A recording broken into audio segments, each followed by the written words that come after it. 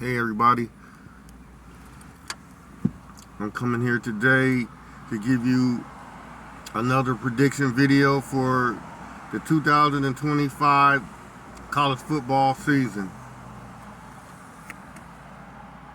Now today I'm going to be predicting the Ohio State versus Texas game that is going to be coming up on August the 30th, 2025.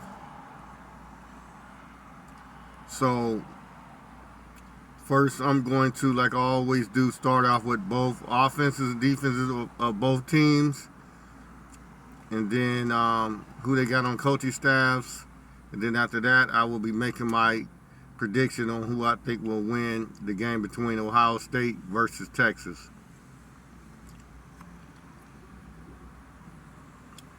Now the game is going to be played at Ohio State at the Shoe in Columbus. So it's going to be an exciting game with 100,000+ people going to be there. And it's going to be packed. Going to have, I believe, Fox, noonday, and also it's going to have game day there. The big noon kickoff from Fox and game day from ESPN. And I believe this is going to be Lee Corso's last game and last time putting on whoever he thinks he's going to win helmet or mascot. So this is going to be a very exciting game. So what I'm going to do first, I'm going to start off with Texas, their offense and defense, and then I'm going to go to Ohio State. And I'm going to start off with Ohio State defense and then go to their offense. And then I'm going to make a prediction. So first, we're going to start off with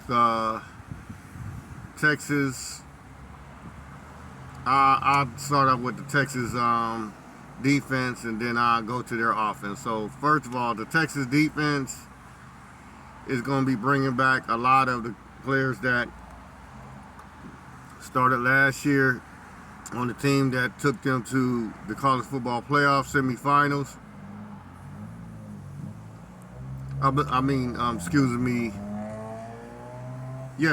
Semifinals.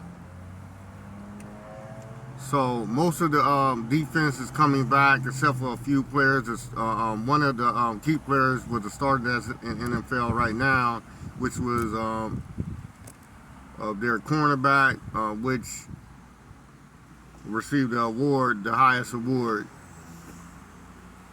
for defense as a defensive back.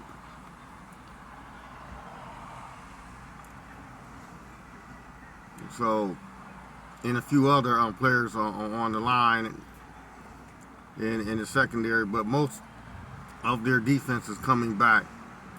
So I think they're going to be pretty good and stacked in stock on defense. The secondary is pretty good. I gave up some plays every now and then to teams that had pretty good offenses, to move the ball, get some first downs, move the chains on them. But for the most part, you couldn't get nothing deep on them too much. They had a good stout secondary, and I'm pretty much they're going to have a good stout secondary this time too. But I believe this time they probably, since their star cornerback has left to the NFL, I believe that it's going to take them some time to gel again with their new cornerbacks, even though the cornerback that they're bringing in has rotated and got some experience, but I still say that it's still going to take some time before all the defense and the new cornerback get adjusted. That's for both teams. So I'll say that in this first game, I think that their secondary is going to be tested a little bit because of that, and I think that because of that, maybe Ohio State is going to be able to get some big plays and some chunk plays out of them for this first game.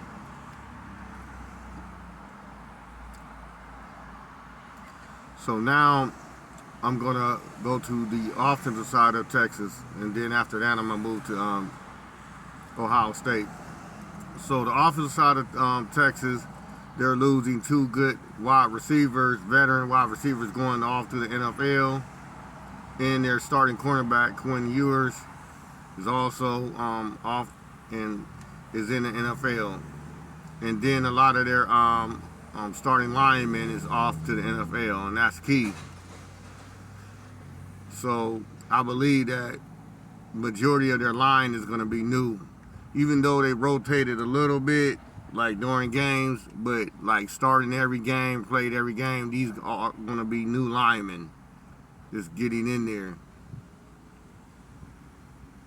So Texas is going to have basically a new line, and then they're going to have a new quarterback, which is Arch Manning, starting fresh and new as a quarterback. Although Arch Manning played and started in the game and came in cameos in some of the games, he still haven't played like a whole 10, 11 games, like completely starting to finish, start to finish. So he's fairly going to be new too, even though he got a little bit of more game experience than maybe Ohio State's quarterback, but still it's not that much of a difference. But I think he's still going to come in prepared, and they're going to have some plays and some calls in the playbook for him, especially at the start of the game, to calm him down, to give him some easy throws and handoffs, and maybe a few run plays. They like to run him a lot, especially when they trying to get a first down there on third and short 3rd and 3, 3rd and 2. They might play action and then run him. So Ohio State had to look out for that. So now I just think that with the few receivers that left to the NFL, they got a couple of 5-star wide receivers that's talented, very talented, but unproven in the college level. One played in sparing moments, but didn't start and wasn't a key contributor in last year's season, but got some experience and is talented. So they got some talented wide receivers, fast, speedy, and good coming out of high school 5-star wide receivers. So I believe during the course of the year they're going to be pretty good, against teams going to have to get ready for Texas offense. But I think in this first game, I just think with a new offensive line coming in a combination of Arch, this is first time, they're not going to just let him just air it out. Maybe sometimes keep points in the game, but for the most part, they're going to have him just maybe throw intermediate to short passes and hand the ball off and maybe run like I said before. Because they got to break in these new wide receivers in the line. So it's going to be interesting how they start the game in the first quarter and second quarter. So that's the Texas defense and offense. Now I'm going to go over to the Ohio State defense and then their offense, and then I'm going to make a prediction.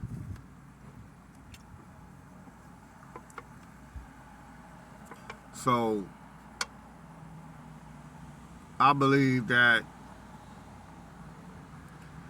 starting off with their defense, this is one of the best secondaries in the whole country in college football.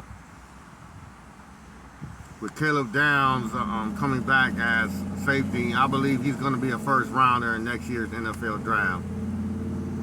And also Sonny Styles, he's going to be a first round draft pick as linebacker. Although he hasn't played 3 years at linebacker, but the 1.5 he played, he's very talented, and he's like a hybrid because he played safety first. And he got like 4.4 speed, possibly 4.3 speed. And he's long, lanky, got long arms, and he can jump really good, and he got good instinct. So, although they talk about Caleb Downs more than Sonny Styles, I believe that Sonny Styles is just as good with experience. He played 4 years now and a senior.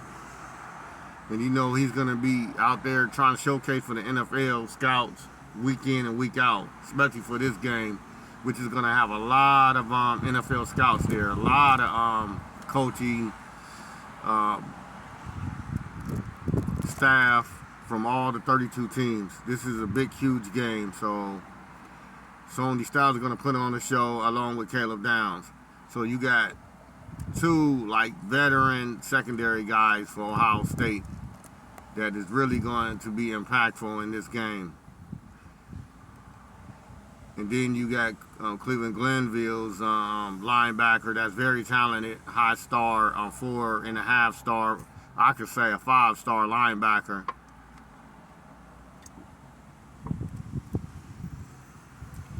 That although he played sparingly, but he alternated, but he got a lot of playing time, and he's very talented, very instinctive linebacker. So you're going to have two very instinctive linebackers on that Ohio State defense. So overall, and then in the secondary, helping out with Caleb Downs, you got two guys that got rotating experience, but very talented. So, and they can come down in the box. They're hard hitters. They're not afraid to make the tackles and have tight coverage. And then the cornerback speaks for themselves. Mendoza, you already know. Even though, like I said in other videos, that sometimes he's handsy, but I think he's gonna, for the most part, he's gonna lock down his wide receiver, and he don't get beat. So it's very often receiver got beat. Even when he was at Ole Miss, never really got beat often. Ohio State never hardly got beat. He's a veteran cornerback. He could have been in the NFL right now, but he chose to come back. He's a senior, and he's got something to show for the scouts and for everybody too. So you know he's going to play hard in this game and all season. Then Jermaine Matthews, the other, he's a junior, but he's a lockdown corner. He's very, very talented and very good too. And like I said, with the Ohio State cornerbacks, they faced the best wide receivers in all of college football on a week in and week out basis. With the offense I'm about to mention in a minute when I get done with Ohio State's defense. So these two cornerbacks and Caleb Downs, they face these guys day in and day out in practice and scrimmages at Ohio State, and then they don't face some of the best out of the Big Ten in last year's college football playoff, 12-team playoff. So they don't seen it all, been there and did that and seen it all. They got a lot of experience. They're going to be motivated, and they're going to be ready to come out there and showcase what they got. So the defense, the secondary is veteran experience. The linebackers is veteran experience. And then lastly, I'm going to touch on the defensive line. Now, this defensive line, although you losing a few to the NFL draft, like, you know, key contributors like Jack Sawyer and JTT and Hamilton, but I believe that these new guys coming in, they rotate a lot. See, that's one thing about Ohio State. They do a lot of rotation on the defensive line, the defensive ends and tackles. So the edge in the middle, the trenches, the nose tackle, all that, they all rotate a lot, and they got a lot of experience. Some of them is even seniors, man, and juniors. Then you got a good transfer from North Carolina, man. Bo, he coming in. So everybody don't understand that although the other guys left, these guys is not no slouch. These guys are just as good. They 5-star, 4-stars, and got a lot of experience also on that defensive line. So I don't think it's going to be too much a drop-off like everybody think. They're going to be surprised how aggressive Matt Patricia has these guys going after the quarterback and running back. I don't think that Ohio State is going to skip a beat. I think they still going to be aggressive, and then sometimes they're going to blitz with Caleb and Sony and their other safeties and linebackers. I think they're going to be all right. So, wrapping it up with a bow on the defense, this is a veteran, very highly talented defense with a few hybrids on the team. I think, man, they're going to be flying to the ball because I don't think Matt Patricia is going to change what Jim Knowles did a lot. I think he's going to add a little bit of a sprinkle of what he brings to the table, but I think overall he's going to just let them be comfortable with what they already know. So they would be able to fly around more comfortably to the ball and make some plays, big plays.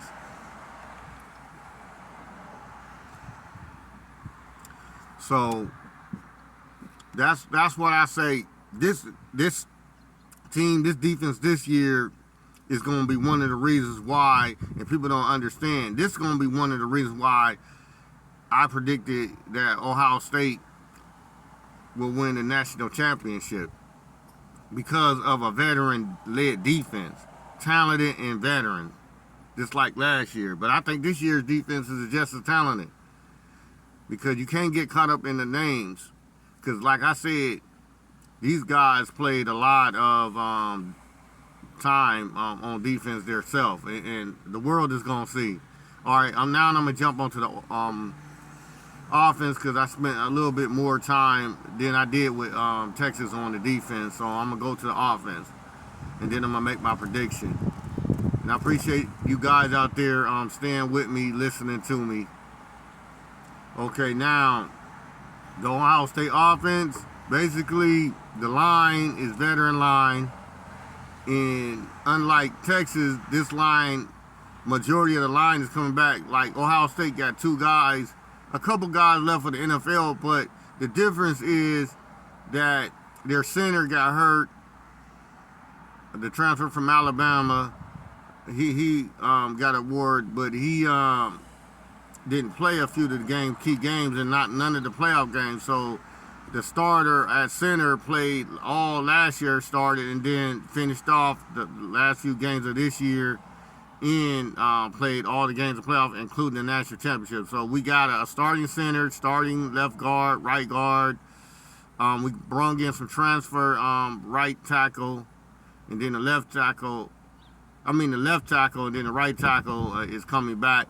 So about 4 or 5 of the guys on offense is experienced and been there 4 and 5, 3 and 4 years.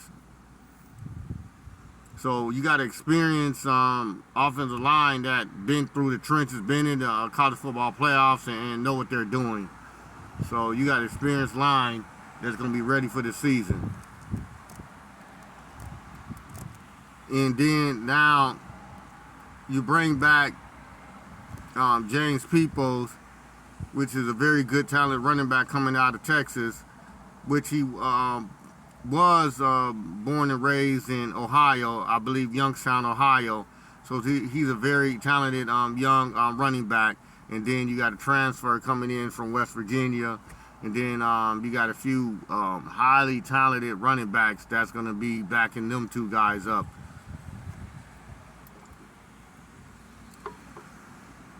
So they're going to be all right at running back, because running back, you don't need to, like quarterback and other positions, you don't need that much experience. You just need, the coaching staff just need to know that you can hang on to the ball and not fumble the ball. You can run through the holes. You can have vision when you run through them, have the speed to get through and make some breaks or, you know what I'm saying, bowl through, whatever. So I believe these two running backs, James played last year sparingly, but he got the experience and practice and some earlier games. I think he'll be all right. And then the backup running back, the transfer, he'll be all right. And then the new guys coming out of high school, they're talented. So Ohio State running backs is going to be good. I didn't mention Texas got good running backs too. I didn't mention that. Was hurt last year, but they back down, and they're very talented 5-star. I believe Texas got. So excuse me for bringing up Texas, but I forgot to mention that. So Texas offense is always going to be explosive too. They got pretty good talented team also on the offensive side of the ball. Okay, back to Ohio State. Now, the tight end they bringing in is very, very talented. I believe he's going to be a first-round draft pick coming out of Purdue, Max Clare. People around college football just don't understand. This tight end is very, very highly talented. He catches most of his radius balls, and he knows how to get open. He knows how to run good after the catch. He got deceptive speed as a tight end. And he know how to shield, just like, you know, when he playing point, or forward on a basketball court. So he's a real good tight end that Ohio State picked up in the transfer portal from Purdue. And then the backup transfers, Thurman and the other tight ends on the team, man, they're very talented too, man. So they're gonna get their touches. They good blockers also in the running pass. Ohio State gonna be all right. They're gonna surprise a lot of people with their offense explosion. And then everybody, all you people out there already know, Ohio self-explanatory. This next unit, the wide receivers. Ohio State is wide receiver U right now. I don't want it. I know people like back in the day, LSU and Alabama, and I think maybe I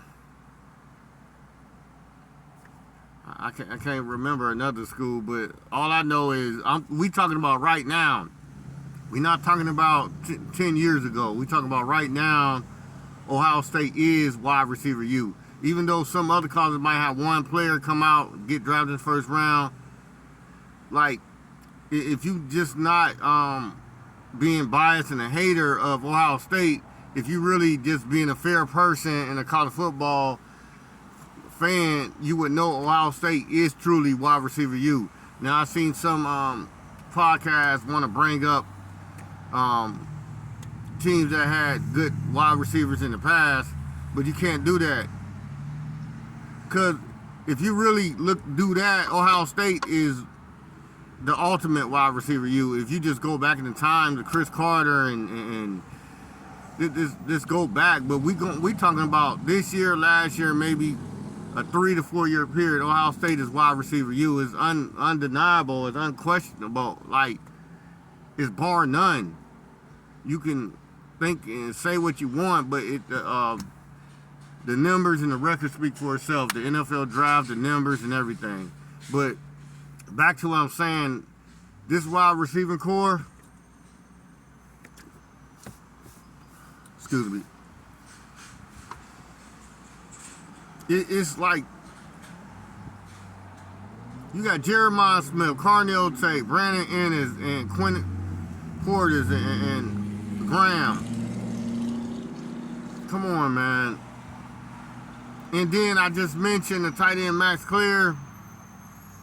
And then they can throw to the running backs in the backfield, man. This team, everybody just sleeping on Ohio State. This team offense. This team might be better than last year's team. And I know they like, man, that team won the national championship. This team offensively might be better. I think they are.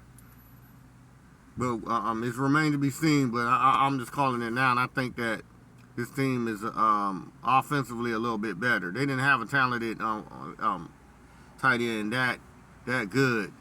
and then experienced Jeremiah Smith and Cardinal Tate, more experience, more polished.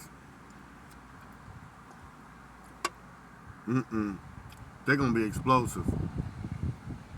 So now that I broke down both teams' offenses, defenses, coaching staffs, I just say on both sides they both got excellent coaching staffs. One won a national championship. One took their team to 2 college football playoffs. So, you know what I'm saying? Ohio State, Ryan Day, and then Matt Patricia coming out of the NFL, you know, coach for the New England Patriots, the Detroit Lions, and the Philadelphia Eagles. Experienced defensive minded coach. So Ohio State, I believe, going to be all right with the coaching. Brian Hartline, wide receivers coach now, and the offensive coordinator. They're going to be all right. Texan coaching staff. I don't know too much, but all I know, they've got a very, very good coaching staff themselves.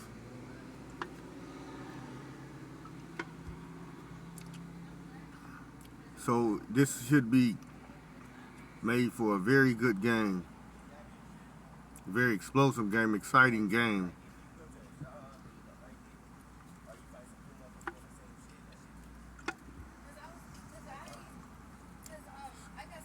So